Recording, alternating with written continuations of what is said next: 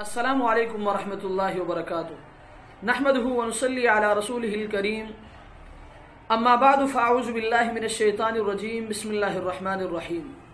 الحمدللہ آج قسط نمبر 246 میں آپ کے مسائل اور ان کے حل کے ساتھ ایک مرتبہ پھر آپ کے سامنے حاضری ہوئی ہے۔ مسئلہ نمبر 1، سعودی عرب سے محترم فضل عالم صاحب نے سوال کیا ہے کہ مغرب کی نماز کب تک ادا کی جا سکتی ہے۔ یہ سوال چونکہ بہت اہم اور تھوڑے بہت تفصیل طلب ہے، اس لیے آج صرف اسی ایک سوال کا جواب دیا جائے گا۔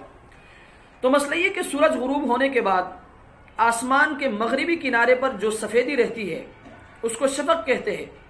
جب تک آسمان کے کنارے پر سفیدی رہے گی تب تک مغرب کا وقت باقی رہے گا اور مغرب کی نماز ادا ہو جائے گی، اور یہ وقت تقریباً 1 گھنٹہ یا اس سے کچھ کم و بیش ہوتا ہے۔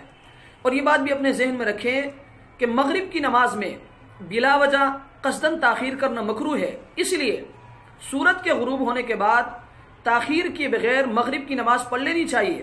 لیکن انسان ہے، اگر کسی عذر اور مجبوری کی وجہ سے تاخیر ہو گئی تو شفق کے غروب ہونے سے پہلے ضرور پڑھ لینی چاہیے، ورنہ شفق کے غروب ہونے کے بعد مغرب کی نماز قضا ہو جائے گی اور قصداً نماز قضا کرنا بہت بڑا گناہ ہے۔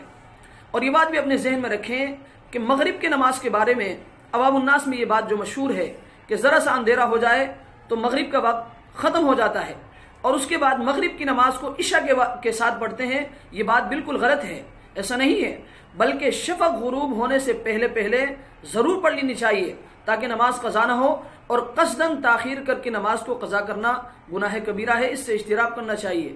فتاوی شامی جلد نمبر 1 صفحہ نمبر 368۔ اللہ تبارک و تعالی ہمیں اس مسئلے کو سمجھنے کی توفیق عطا فرمائے۔